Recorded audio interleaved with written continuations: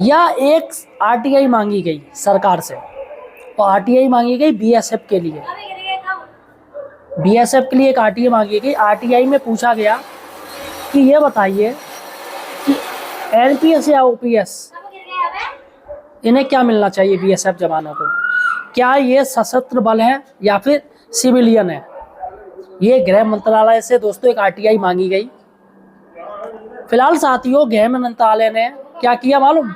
इस आरटीआई का जवाब ही नहीं दिया और संबंधित विभाग के पास भेज दिया। तो सरकार आखिर क्या कहना चाहती है? क्या सरकार बीएसएफ को आर्मी नहीं मानती है? ये क्या ड्रामा चल रहा है? अब साथियों, हम बात करने वाले सरकार की मंशा पर।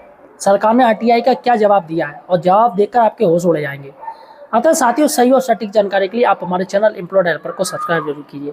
देखिएगा दोस्तों, सीएपीएफ जवानों की जितनी भी यूनिटें हैं उनसे मैं कहना चाहूँगा, आपको ओपीएस मिलना चाहिए हर हाल में, और मुझे उम्मीद है सरकार ओपीएस लागू करेगी। हाई कोर्ट से तो आप केस जीत चुके हो, अब सुप्रीम कोर्ट की सुनवाई 19 तारीख को है, और उससे भी आप केस जीते जाओगे, और ओपीएस आपको मिलनी है।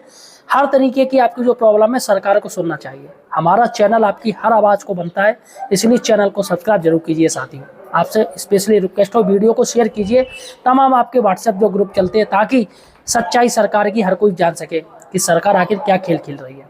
अतः साथियों, चैनल को सब्सक्राइब कीजिए। चलेगा दोस्तों, बात करते हैं। देखिएगा, साइड से एक आर्टिकल चल रहा है, एनपीएस या ओपीएस, क्या बीएसएफ सशस्त्र बल है या सिविलियन? गृह मंत्रालय ने आरटीआई के जवाब से पल्ला झाड़ा, अब बीएसएफ द्वारा दी जाएगी जानकारी। देखिएगा, सूचना के अधिकार आरटीआई के तहत मांगी गई एक जानकारी ने सीमा सुरक्षा बल यानी बीएसएफ की संवैधानिक स्थिति और उसके जवानों की पेंशन प्रणाली को लेकर नई चर्चा छेड़ दी है। बीकानेर निवासी नवरत्न चौधरी द्वारा दायर आरटीआई के जवाब में गृह मंत्रालय ने मामले को सीमा सुरक्षा बल के मुख्यालय स्थानांतरित कर दिया। भैया, ऐसा क्यों किया गया? क्या सरकार जवाब देने के काबिल नहीं है? जो आर्मी, अर्धसैनिक बल, ये क्या बात हुई? इनको तो पूरा डिफेंस में लेना चाहिए। आखिर अंतर क्यों कर रखा है कि भारी दुश्मन, आंतरिक दुश्मन, ये क्या है? सीएपीएफ के सारे जवान सारा काम देख रहे हैं, सारी सीमा सुरक्षा सारा कुछ काम कर रहे हैं, एयरपोर्ट सब कुछ देखभाल कर रहे हैं, नेताओं की तक की सुरक्षा। तो आखिर इनको अर्धसैनिक बल क्यों नाम दिया गया है? सीएपीएफ क्यों कहा जाता है? यहाँ पर दोस्तों इनका काम डिफेंस से कम नहीं, आर्मी वालों से कम नहीं, ये आर्मी ही है। इनको ओपीएस मिलनी चाहिए। देखिएगा क्या है पूरा मामला। आवेदक नवरत्न चौधरी ने भारत सरकार के गृह मंत्रालय से 2 मुख्य बिंदुओं पर स्पष्टीकरण और दस्तावेजों की मांग की थी। पहली क्या है? पेंशन प्रणाली। 22 दिसंबर 2003 के राजपत्र के अनुसार नई अंशदान पेंशन प्रणाली यानी एनपीएस देश के सशस्त्र बलों पर लागू नहीं होनी थी। आवेदक का सवाल है, यदि बीएसएफ एक सशस्त्र बल है तो उस पर नई पेंशन प्रणाली किस आदेश के तहत लागू की गई है? एनपीएस में साफ साफ दिया था 2003 में जो नोटिफिकेशन हुआ था एनपीएस का, कि इसमें सशस्त्र बलों को नहीं जोड़ा जाएगा। फिर भी दोस्तों सरकार एनपीएस देने का मन बना लिया है। तो आखिर अपना नोटिफिकेशन सरकार इग्नोर क्यों कर रही है? यहाँ पर बहुत बड़ी आरटीआई मांगी गई दोस्तों, बहुत बड़ी खबर है ये।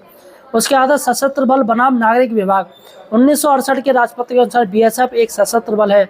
आवेदक ने उस आदेश की प्रति मांगी है जिसके तहत बीएसएफ को कथित रूप से सशस्त्र बल की श्रेणी से हटाकर नागरिक विभाग यानी सिविलियन डिपार्टमेंट में शामिल किया गया। बताओ, ये क्या ड्रामा है भाई? वो सशस्त्र बल हैं जो पूरी आपकी बॉर्डर की रक्षा कर रहे हैं, इसलिए उनका नाम भी रखा गया बीएसएफ। तो यहाँ पर भाई आप सिविल डिपार्टमेंट में उनको क्यों जोड़ रहे हो? ये बहुत गलत है। चलेगा, गृह मंत्रालय के पुलिस देती विभाग यानी प्रेस सेक्शन ने 12 जनवरी 2026 को अपने जारी जवाब में कहा कि मांगी गई जानकारी आपके कार्यालय में उपलब्ध नहीं है। मंत्रालय ने स्पष्ट किया, सीमा सुरक्षा बल से संबंधित सभी प्रस्तावों की फाइलें एकल मिसल प्रणाली के आधार पर आती है और निर्णय के बाद वापस बीएसएफ को भेज दी जाती है, क्योंकि फाइलों का असली संरक्षक बीएसएफ ही है। इस कार्य गृह मंत्रालय ने आरटीआई अधिनियम की धारा 6/3 का उपयोग करते हुए आवेदक को उप महानिरीक्षक यानी सामान्य एवं केंद्रीय लोक सूचना अधिकारी सीमा सुरक्षा बल को स्थानांतरित कर दिया है। अब अगला कदम क्या है? यह मामला इससे महत्वपूर्ण है क्योंकि यह सीधे तौर पर हजारों जवानों की सामाजिक सुरक्षा उनकी सेवा की प्रकृति से जुड़ा है। यदि राजपत्र के अनुसार सशस्त्र बल एनपीएस से बाहर है तो अर्धसैनिक बलों यानी सीएपीएफ के जवानों को इस दायरे में रखने के कानूनी आधार पर सवाल उठ रहे हैं। तो यहाँ पर ये कोर्ट में चैलेंज किया जा सकता है। जब एनपीएस से इनको बाहर रखा है तो ओपीएस में क्यों नहीं ले रहे हैं? मंत्रालय ने आवेदक को सूचित किया, यदि भी इस जवाब से संतुष्ट नहीं है तो 30 दिनों के भीतर गृह मंत्रालय के संयुक्त सचिव पुलिस सेकंड के समक्ष प्रथम अपील दायर कर सकते हैं। अब सबकी नजरें सीमा सुरक्षा बल के जवाब पर टिकी है, जो संवैधानिक स्थिति को स्पष्ट करेगा। तो यहाँ पर अब पता चल जाएगा कि आखिर क्या है क्या नहीं है। देखिएगा, ये है सूचना का अधिकार अधिनियम 2005 के तहत, ये देखिएगा सेवा में केंद्रीय लोक सेवा अधिकारी, गृह मंत्रालय, भारत सरकार, और ये विषय भारतवर्ष सशस्त्र बलों की संवैधानिक स्थिति के दस्तावेज उपलब्ध कराने की। तो यहाँ पर ये पूरा देखिएगा, पूरी ये सूचना मांगी गई है। भारत का ये राष्ट्रपति ये सारा का सारा इन्होंने कहा है, और यहाँ पूछा गया है कि ये आखिर क्या है ड्रामा आपका, आप जरूर बताइएगा। तो यहाँ पर देखिएगा सरकार की तरफ से भी जवाब आया है। ये देखिएगा, ये आरटीआई का जवाब दिया है। यहाँ पर आरटीआई संदर्भ समयबद्ध देखिएगा, नई दिल्ली, ये 12 जनवरी 2026 की आरटीआई, ताज़ी आरटीआई है। यहाँ पर साफ दिया है, सेवा में श्री नवरत्न चौधरी, और ये मोबाइल नंबर इनका छुपा दिया गया है सबको। यहाँ पर है सूचना का अधिकार अधिनियम 2005 के अंतर्गत नवरत्न चौधरी के आवेदक का पंजीकरण संख्या ये दिनांक 2/1/6 के संदर्भ में क्या है, सूचना का अधिकार अधिनियम 2005 के अंतर्गत आपके द्वारा प्रेषित उपरोक्त वर्णित आवेदक संख्या 2/1/2026, यानी कि जो प्राप्ति दिनांक है वो 6/1/2026 आरटीआई से संबंधित है। तो यहाँ पर इन्होंने साफ कह दिया है। देखिएगा क्या दिया है आरटीआई का जवाब सरकार ने, केंद्र मंत्रालय ने। देखिएगा, वांछित जानकारी के संबंध में आपको अगर कराएं, सीमा सुरक्षा बल द्वारा सभी प्रकार के प्रस्ताव संबंधित मिसलों को एक मिसल प्रणाली के आधार पर इस मंत्रालय को प्रस्तुत किया जाता है। अंत में निर्णय प्राप्त होने के उपरांत इन सभी मिसलों को सीमा सुरक्षा बल को वापस भेज दिया जाता है, क्योंकि सीमा सुरक्षा बल मिसलों का संरक्षक है। क्योंकि वांछित जानकारी अधोत्री के कार्यालय में उपलब्ध नहीं है, अतः जानकारी के अभाव शून्य रिपोर्ट सूचना प्रेषित है। फिर भी उपरोक्त को मद्देनजर एवं वांछित जानकारी को निकटता को देखते हुए सूचना का अधिकार अधिनियम 2005 की धारा 6(3) के तहत उसगत अपडेट को महानिरीक्षक यानी सामान्य एवं केंद्रीय लोक सूचना अधिकारी सीमा सुरक्षा बल को आवश्यक कार्रवाई जानकारी देने से स्थानांतरित किया गया है।